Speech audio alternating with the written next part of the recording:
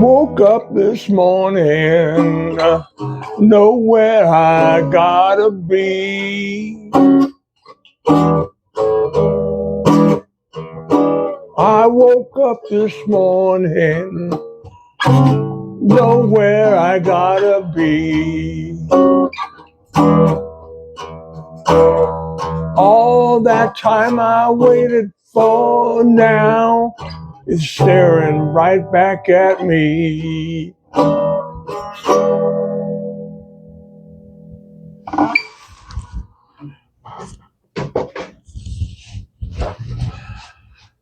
Tell you what, you're going to be hearing the dogs, maybe, perhaps, but uh, just like the song says, you know, I woke up this morning and got to come over here and watch the dogs, but nowhere really I got to be.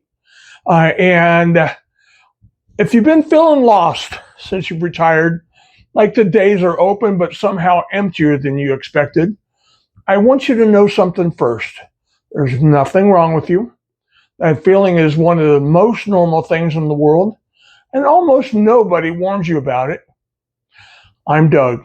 I spent a working life with a title, a schedule, people who needed to be my 9 a.m., and then one day, all of that just stopped. The quiet that everyone tells you to look forward to turned out to be louder than I thought it would be. So I'm not going to give you a checklist from someone who reads about this. I'm going to tell you the 3 quiet shifts that actually helped me find my footing again. Small ones, calm ones, the kind you can start this week. The first shift wasn't filling my calendar. Everybody tells you to stay busy, and honestly, that's the advice nearly made it worse. What helped was the opposite. One small anchor, one thing I did at the same time every morning on purpose. For me, it was coffee on the back porch and 10 minutes of nothing. No phone, just the morning. It sounds too simple, but when you lose the structure work gave you, your days can start to blur together. One steady anchor gives the day a shape to hang the rest of yourself on. It's not rebuilding the whole schedule. You're just giving tomorrow one thing it can count on. The second shift was returning to something I'd set down years ago. For me, that was a guitar. I won't say I'm a pro, but that's okay. I've loved playing it my whole life, and somewhere in the busy years, it became the thing I'd get back to someday.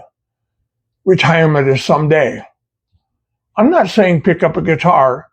I'm saying there's almost certainly a version of you that your career crowded out. The painter, the gardener, the person who used to write letters. That part of you didn't disappear. It's been waiting. And going back for it isn't nostalgia. It's how you remember you were a whole person before the job. And you still are. The third shift was the one that changed the most. I stopped asking, what do I do with all this time? And I started asking, who could use a hand? Not a grand mission, not reinventing myself, just one small way to be useful to one person. Mentoring someone, helping a neighbor, sharing something I knew with somebody who didn't know it yet. Because here's what I figured out. The emptiness after retirement usually isn't about time. It's about feeling needed. And the fastest way to back to that feeling needed is to be needed in some small way, real way, by somebody. Start there. And the bigger sense of purpose tends to find you on its own. So, one anchor for the day, one thing you've shelved, picked back up, one small way to be useful. None of it costs anything, and none of it has to be big. And one honest thing before I go, if that lost feeling is heavy and it isn't lifting, if it's more than the blues, please talk to someone you trust or your doctor. There's no shame in it, and you don't have to carry it alone.